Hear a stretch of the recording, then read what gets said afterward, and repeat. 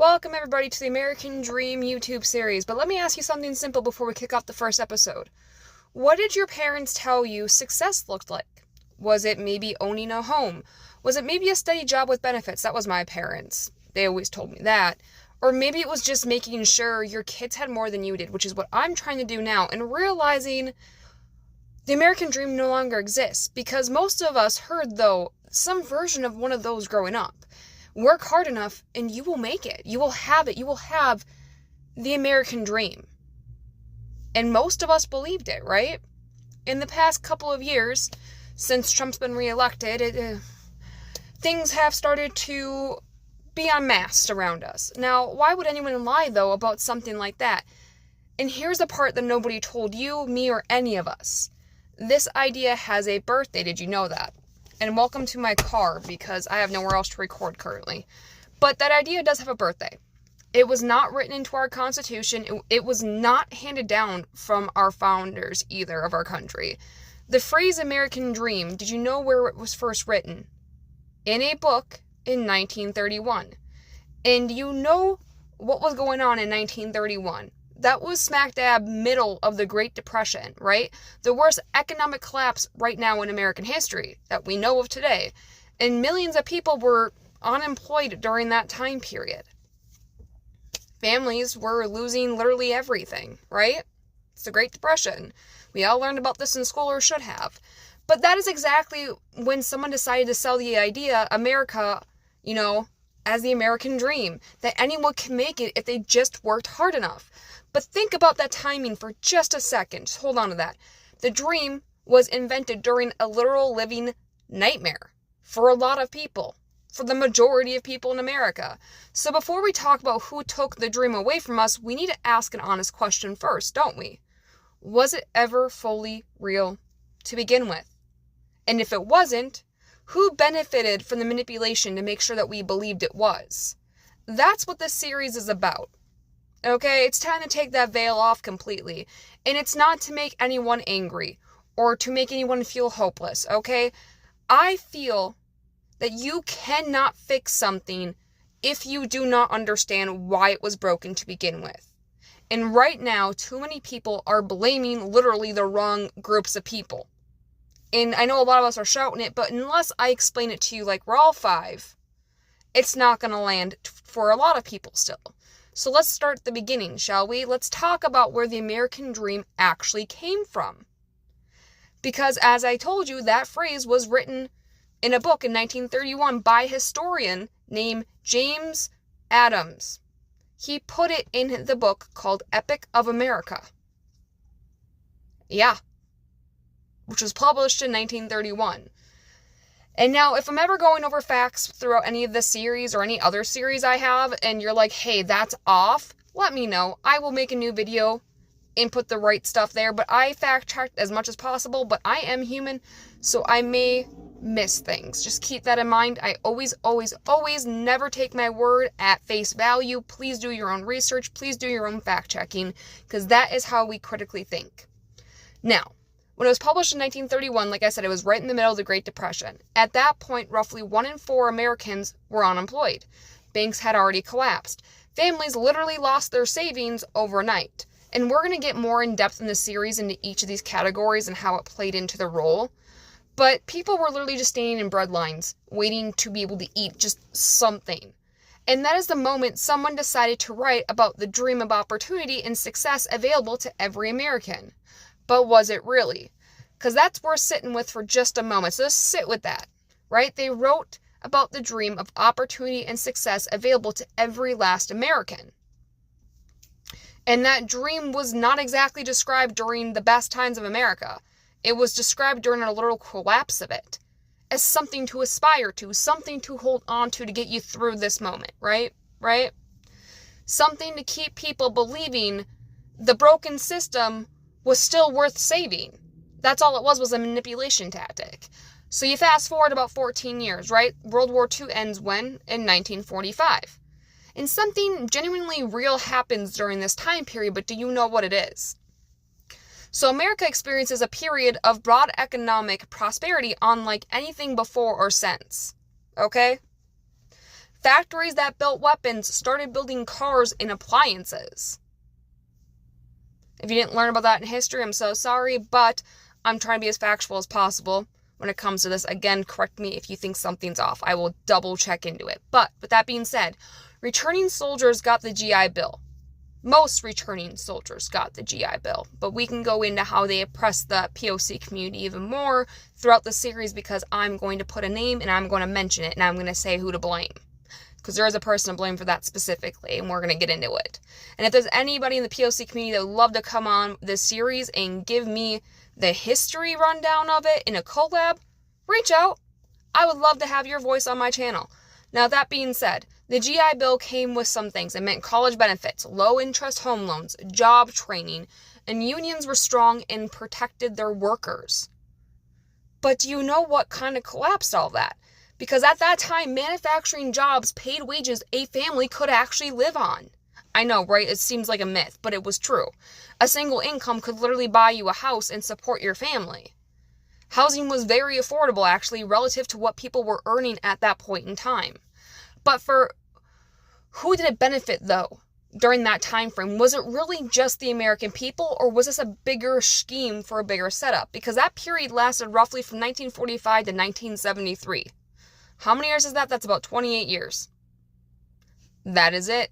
28 years.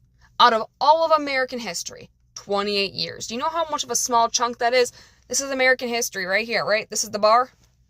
This is that chunk. Because here's the problem with that. Those 28 years became the story we told ourselves, right? About what America always was when it was only that for 20 years. Again, here's American history. Here's a small part of that 28 years. But we also convinced ourselves, and they also convinced us to convince ourselves, it always would be about the American dream. That was our story. Politicians talked about it. Advertisers sold it. Teachers taught it. They complied with the lies, the words the American dream promised to sell. And it wasn't even originally written by any founder, any president, none of that. It was literally written by a historian. Now, the temporary became the permanent story. And when those conditions started disappearing, nobody told the average American why. They just said, blame this marginalized group, or this marginalized group, or this. No. They just kept selling the dream and saying, blame this group, this group, this group for why the American dream is no longer working for you, when that's not true at all. Because while, quietly, the foundation underneath that system, it was being dismantled on purpose. And we're going to talk about exactly how that happened, too. So this entire episode is just kind of going over the overview of what the series will be. Just keep that in mind. I'm going to be going a lot more in depth into this, but I want to talk about, more importantly, who is doing the dismantling. But I need to sip up my energy drink real quick. So now I told you the dream was real for about 28 actual years. So during those 28 years, something else was quietly happening. Corporations, advertisers, and politicians were turning that temporary window into, well, a permanent promise that couldn't pay out. They were very good at manipulation, by the way, weren't they? I don't know about you, but I grew up learning and hearing about the American dream. I didn't know it didn't exist at the time. I'm sure you're the same way. A lot of people are. And you gotta remember, television was new back then and in every single home. So advertising was what? Booming. The message of the American dream was everywhere. Buy a house, buy a car, buy a washing machine. That is what success looks like, they said. A house, a car, a washing machine, a white picket fence, a wife that stays at home in the kitchen, and a man that goes off to work every day. And that is what they told you you were working for and working towards. And if you don't have it yet, you just aren't working hard enough. But that last part is important. Do you know why? Because it shifts the responsibility entirely onto you, the American people, and away from the people, right, lying about it ever being attainable in the first place. Not onto the system that was corrupt and being dismantled on purpose. Not onto the corporations that were paying wages. And it shifted everything onto you personally. And I honestly believe, in my wholehearted opinion, it caused a mental health crisis over decades. But we'll get into that later. Because here are some of the facts. So in 1971, something happened that most Americans never heard about. Do you know what happened in 1971? If you don't, I'm about to enlighten you, because wages and worker productivity began to separate in 1971. That means workers were producing more value than ever before, right? Like the average everyday worker, like you, me, etc. But their paychecks, on the other hand, stopped reflecting that. And that was the issue, and that's where we got the inflation in the affordability just causing havoc on everyday American people.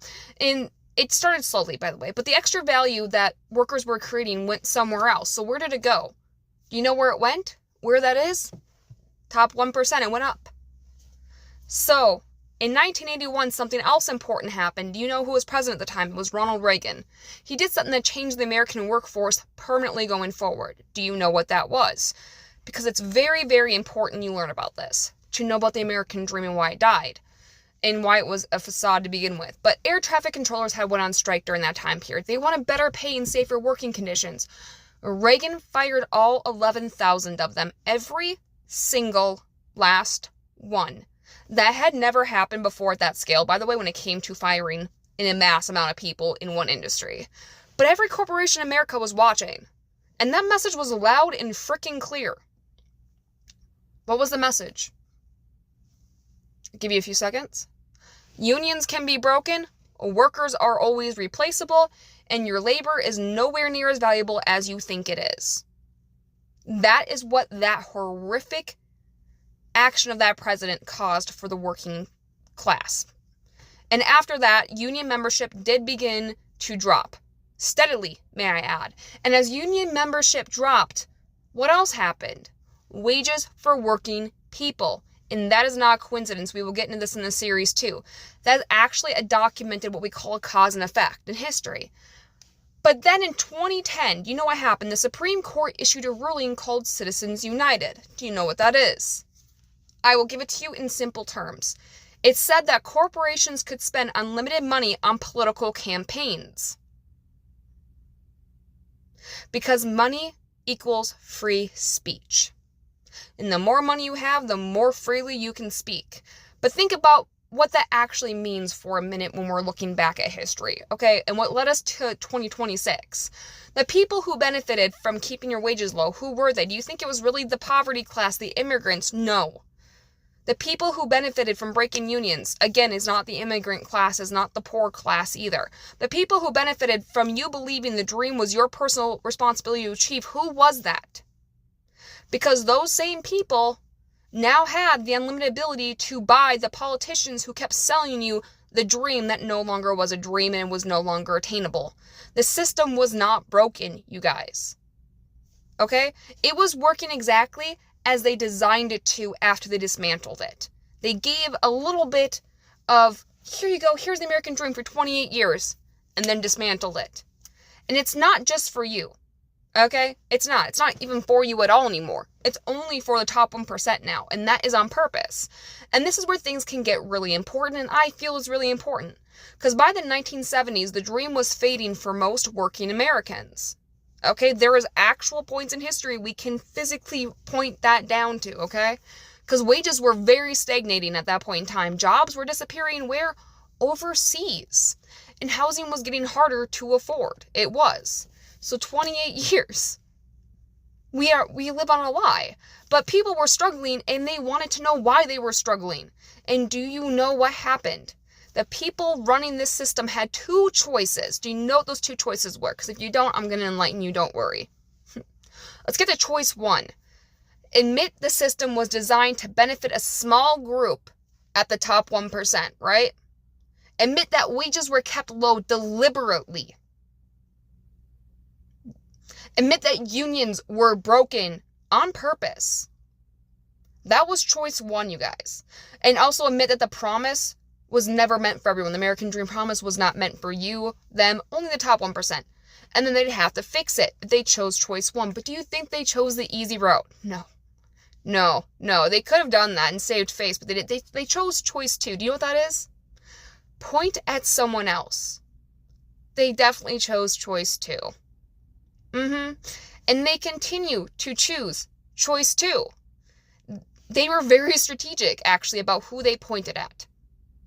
It was not a random group. They decided, oh, let's just do that. No, they pointed at immigrants taking your jobs. They pointed at welfare recipients taking your tax dollars. Sound familiar? They pointed at affirmative action taking your opportunities. And I'm going to break down this series why none of these are true, by the way, but this is an overview. Remember that. Because they also pointed at anyone and everyone except the people actually pulling the ladders up on the rest of the Americans. And newsflash, it isn't who they told you to blame. If it was, this series would be completely irrelevant and this would be pointless for me to do. Now, here is a documented truth, though, about each of those claims. Just a little brief overview. Immigrants, right? Studies consistently show immigrants create more jobs than they take. They can start businesses. They pay their taxes. They contribute to the communities they live in. And that is not an opinion. That is not woke vibes. That is documented economic data. Now, welfare. The majority of people receiving government resistance. I'm not cutting that out. That was funny. Welfare. The majority of people receiving government assistance are working people, by the way. They are just not being paid enough to survive without help. The problem is the wages, not the people. Do I need to shake you for that? For anyone who doesn't believe that? Anyway, affirmative action. The biggest beneficiary of affirmative action historically has been white women. Now, that fact rarely makes it into the conversation. So why did the blame shift work? Well, besides lower IQ in America, I'm going to enlighten you. When you are exhausted and struggling and someone hands you an explanation and an enemy, it is easier than accepting something harder. Now, what is that something harder? That the system was never fully designed for the majority of us. That is what it means. It was designed to make us believe it was made for us and that it was attainable, and it never was. It's manipulation at its finest. The entire damn system is a literal narcissist to its core. It was designed to make us blame each other when it failed us and to blame ourselves. And as long as we are fighting each other, we are not looking up at the top 1%, are we? And that's what a lot of you cannot get through your damn heads, and that's why this series is relevant. So make sure you comment, like, and share so we can get this out. Because again, I'm going to be breaking this down into further detailed sections and segments of the series, but we should be mad at the people making the decisions on this, at the people writing the checks, at the people buying the politicians, because that is not an accident. That is a strategy they had in place, that they thought through, that they enacted. And it has worked for decades. Until now. Until now. Now let's talk about the actual numbers, shall we? Shall we?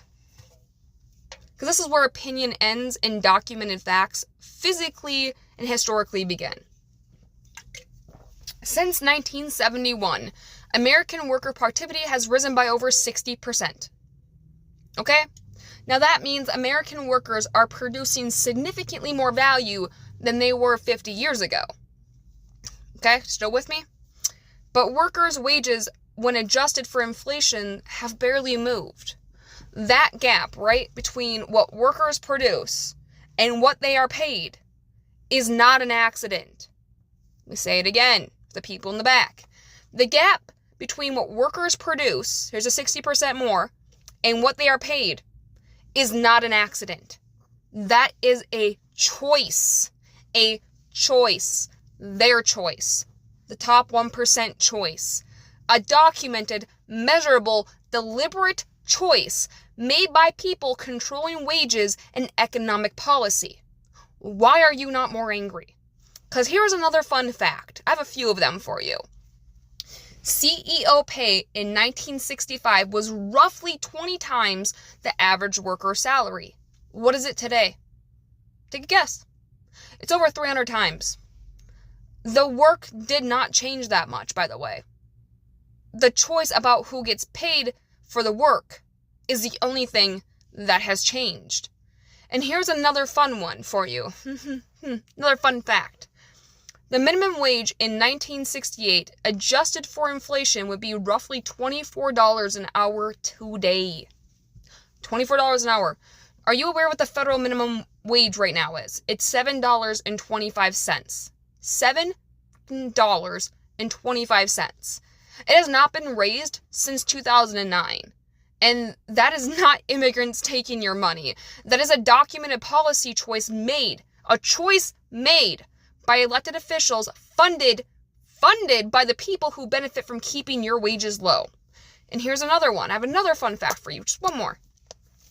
The top 1% of Americans now hold more wealth than the entire middle class combined. And that's not an accident. That wealth did not appear from nowhere, you guys. That would be the bottom of the barrel for IQ if you truly believed it came out of nowhere. Okay? At that point, I'm writing you off. You're not even human at that point. Get out of society. Because if you believe that the wealth appeared out of nowhere, I truly cannot help you. But it did come from somewhere. From wages, your wages that were not raised. From benefits, your benefits that were cut. From pensions, your pensions that you could have had that were eliminated. From unions that were broken. From your own hard work. That's where the money to the top 1% came from. Now, some people will hear these numbers and say, that's just how capitalism works. Besides a middle finger to you, that is a fair conversation to have. I will not lie.